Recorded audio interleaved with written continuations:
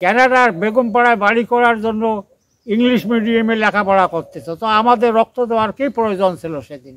আমরা না বাঙালি না মুসলমান, কোনটা আমরা? আশরাফ সাহেব আমাদের খবর দেয় যে ঢাকায় গুলি টুলি হয়েছে, লোক মারা গেছে, তোমরা এখন কি করবে চিন্তা করো। তখন আমরা সঙ্গে সঙ্গে ক্লাস থেকে বেরিয়ে আমরা ওই রাষ্ট্রভাষা বাংলা চাই স্লোগান দেই। এরা পুলিশে ধাওয়া করে, তখন ওই জানলার ফাঁক দিয়া, জানলায় কিন্তু রড দেওয়া নাই, এখনও রড দিছে কিনা জানি না, ওই খালা জানলা দিয়ে এই পাশে আসি। আর ওই যে আমার বন্ধু যে আছে, ও সবগুলো ওখানে যারা খায়নি তারা ওইখানে মেতরপট্টিতে খাইছে, খায় তারপরে আমরা রাস্তায় আসি। তারপরে পরে তো আমাকে আরও 2-3 জনকে নিল পুলিশ পরের দিন নিয়ে, তো ওই হাজতেই স্লোগান, পুলিশের কোনো কিছু মানতেছি না, তখন পুলিশ বাধ্য হয়ে ছেড়ে দিল। এগুলো আমরা করছি। আর আন্দোলনের যদি 8টার সময় স্লোগান দিতে হয়, তাহলে সারা শহর 8টার সময় বাড়ির থেকে স্লোগান উঠতেছে, আমরা রাস্তায় দিচ্ছি, বাড়ির থেকে সব স্লোগান ধরতেছে। এই আন্দোলনে কোনো ভেদাভেদ ছিল না। আর এখন তোমরা আমেরিকা, অস্ট্রেলিয়া আর কানাডার বেগমপাড়ায় বাড়ি করার জন্য ইংলিশ মিডিয়ামে লেখাপড়া করতেছ। তো আমাদের রক্ত দেওয়ার কি প্রয়োজন ছিল সেদিন? কোনো প্রয়োজন ছিল? এর জন্য দায়ী কিন্তু তোমরা, তোমাদের রক্ত কোনো কথা বলে না। শোনো, যে মাতৃভূমিকে ভালোবাসে না সে আল্লাহর কাছে প্রিয় না, কারণ নিজের ভাষায় যা আবেগ বহিঃপ্রকাশ ঘটে অন্য কোনো ভাষায় তা হয় না। এ ভাষার এই মাতৃভাষার মর্যাদা আল্লাহ এত দিছে। কোরআন নাজিল হয়েছে অ্যারাবিকে, হয় নাই? মহানবী জানতো আরবি ভাষা, মহানবী আরবি ভাষাভাষী না, এই কারণে মনে হয় যে আল্লাহ কোরআন নাজিল করছে ওই আরবিতেই। আর আমরা এখন অনুবাদ করি, বিভিন্নভাবে পাচ্ছি। তাহলে মাতৃভাষার কদর কত, কত এর ফজিলত, কিন্তু আমরা সবই ভুলে গেছি।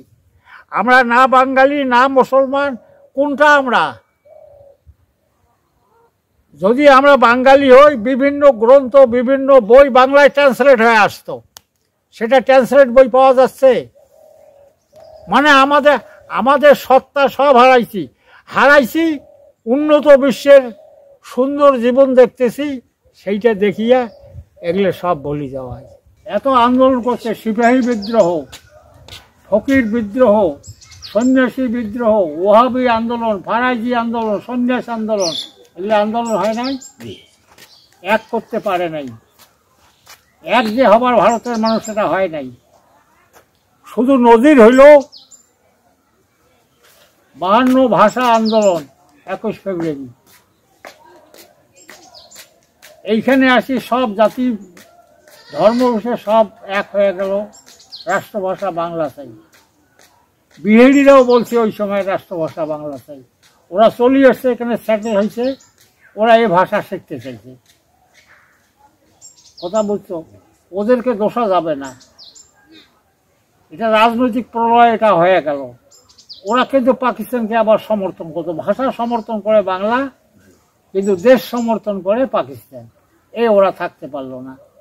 এক উকিল, নামটা এখন স্মরণ নাই, আর তার সঙ্গে আরো একজন সহযোগিতা করিয়া ভাষা শ্রমিকদের জন্য একটা কেস করছে যে ভাষা শ্রমিকদের তালিকা করা হোক, তাদের সম্মানী ভাতা দেওয়া হোক, তাদের কিছু ক্ষমতা দেওয়া হোক। সেটা হাইকোর্ট থেকে একটা রুলিং দিছে, কিন্তু সরকার মান নাই, সেটা আবার আপিল হয়েছে, সেটাও কিছু করেনি। তারপর আমি যে স্বাধীনতা সংগ্রামে সংগঠক ছিলেন এবং অন্য একটা ট্রেনিংও দিয়েছি, সে কাগজপাতি এত সব কিছু দাখিল করছি, এরা মানে না। এসব অনেকদিন ঘড়ি ফিরে শেষে হাইকোর্ট করছে, আমরা কয়েকজন 11 জন নাকি। তারপর 3 জন কোনো প্রকার কাটিয়ে গেছে, 8 জন আপিল করছি। সেই আপিলের ডেট ছিল, ওরা হাজির হয় না, নানা রকম বাহানা, খালি ডেট নেই। গত 5 তারিখে ছিল তারিখ, সে তারিখে সচিব পেয়ে কল করছে সরাসরি, উনি হাজির না হয় ডেপুটিকে পাঠাচ্ছে, কিন্তু জজ সেটা অ্যালাউ করেনি। আবার 26 তারিখে দিয়েছি ডেট। আর ভাষা সৈনিকদেরও আপিল হয়েছে, কিন্তু এখন পর্যন্ত কিছু হয়নি। তো ভাষা সৈনিকরা সারা দেশে আছে, অল্প কয়েকজন দিয়েছিল, হয়তো গেছে সবাই মারা। হ্যাঁ, আমাদের জন্য কিছু কি করা যায় না? সরকার এত কিছু করে। চেয়ার মেম্বারদের আগে কোনো ভাতা ছিল, তাদের ভাতা দিছে, সবাই যদি পায়, আমরা কি ভেতর দেয়? সংবাদ, ফিচার ও অনুষ্ঠানের জন্য ভিজিট করুন সংবাদ প্রকাশের ওয়েবসাইট এবং যুক্ত থাকুন ফেসবুক পেজ ও ইউটিউব চ্যানেলের সঙ্গে।